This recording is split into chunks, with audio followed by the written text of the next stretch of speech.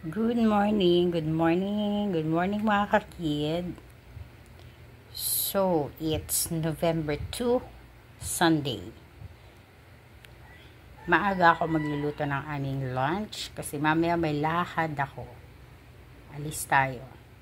Tayo pupuntang BGC. So, ang lulutuin ko ngayon ay walang kamatayang igado. By request na naman nila magluto ako ng igado. But this time, lalagyan natin ng hotdog. Ayan ang mga panlagay dyan. O, hindi na ako gumagamit ng atay. Rino, atay pa din, pero hindi yung talagang fresh. And before ako magluto, syempre, mag-aalmusal muna tayo. Yan, pansit ba to plus coffee.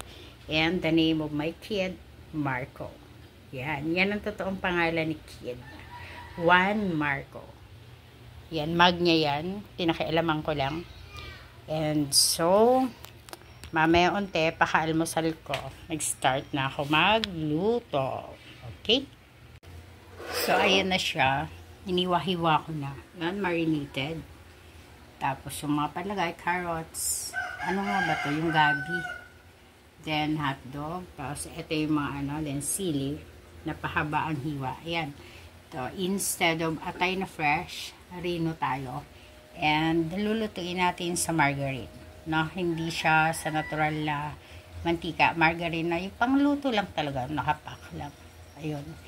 Hindi siya butter, basta margarine lang. Then, lalagyan natin siya ng tomato sauce, tomato paste, para maganda ang kulay. Oyster, ganyan. Basta yung mga panlagay-lagay niya. So, na-prepare ko na siya. Hindi ko na pinakita nung hinihiwa-hiwa ko siya. Kasi nakikita nyo naman na yun. Unli na ba? Oo, unli na nga itong luto ko na to. But, lagi kasi nilang nire-request yan. So, talagang lulutuin ko siya. Sabi sa akin kahapon, Ma, may gagawin ka ba? Bukas, sabi ko wala naman. Magpapaluto sana ako ng igado Kasi parang paborito nila yung igado ko. And, pork steak ng Bicol.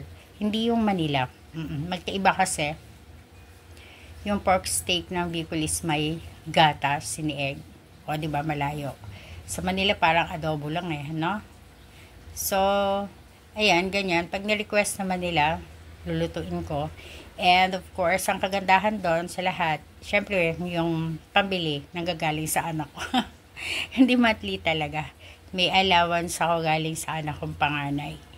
So, blessed, proud, mommy, na may anak akong ganyan kabait.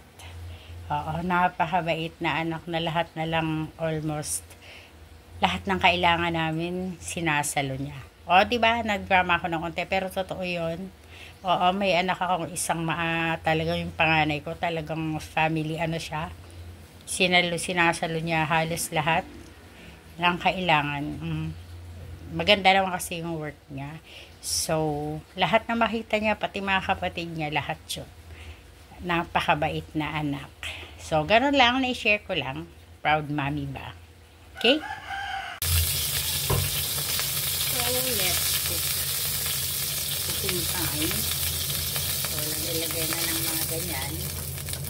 May konting-konting mantika lang yan.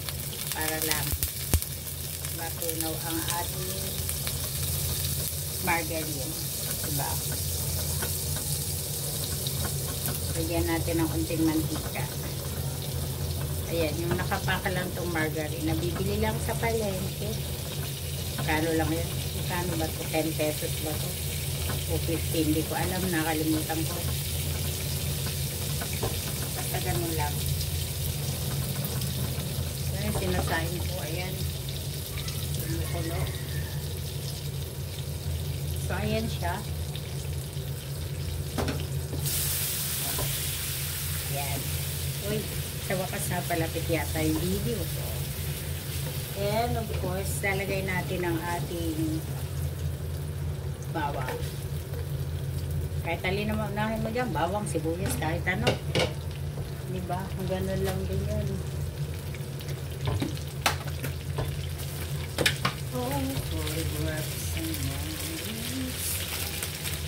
Isa tayo ng base. natin para lumabas ang kanyang aroma. Diba? May pa-aroma ako alam. Gusto niyo yan?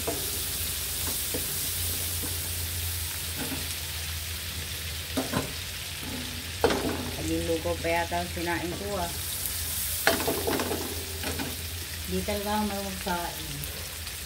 Promise. Para madiin. Yan.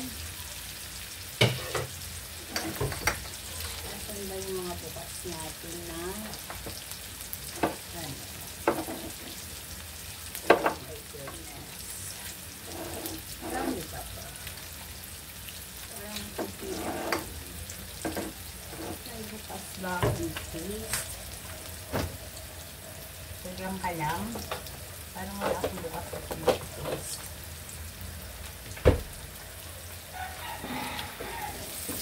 Lakasan ko nga unti para ang tagal mag-brown ah.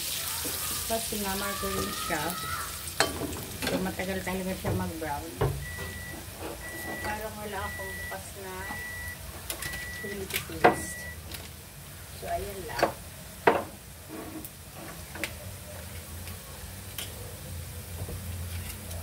Pouch lang ang mga gamit natin. Okay.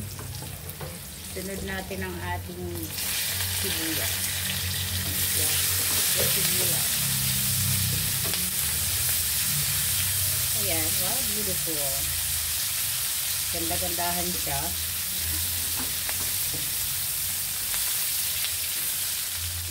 Sibuyas. Then,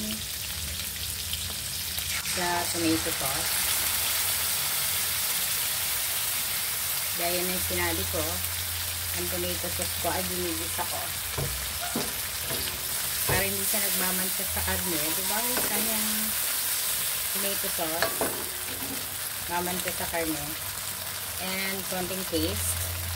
Maasin kasi ang paste eh. So, dapat konti lang talaga. Okay.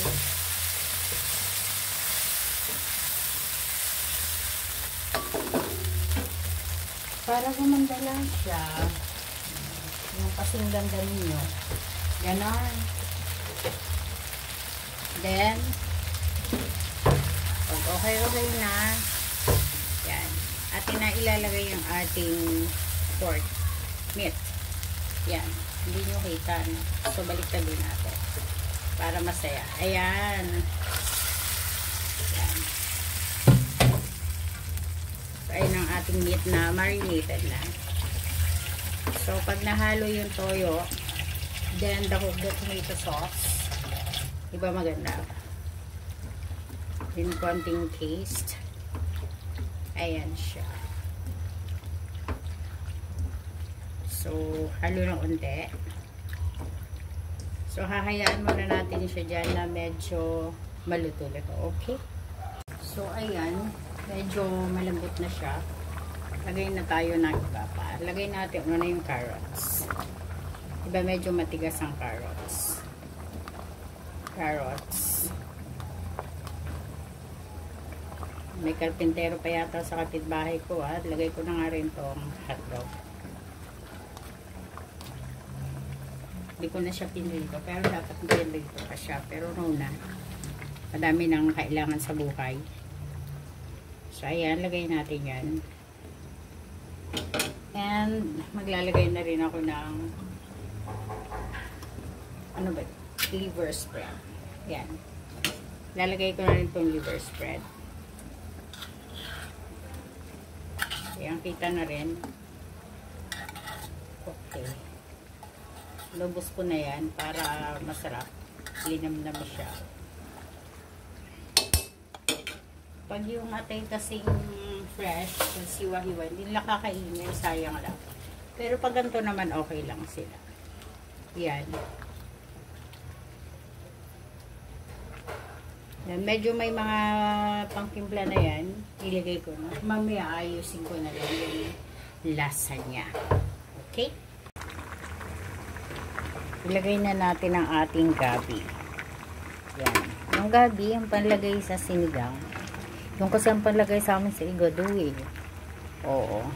Parang nagpapasarap siya sa igado. 'Di ba nagiging malapot ganon. Yan. So, gabi. Tapos palalambutin natin unti. Tapos mamaya na lang, sili na lang ang naiiwang panlagay. So, hintayin muna natin siyang lumambot.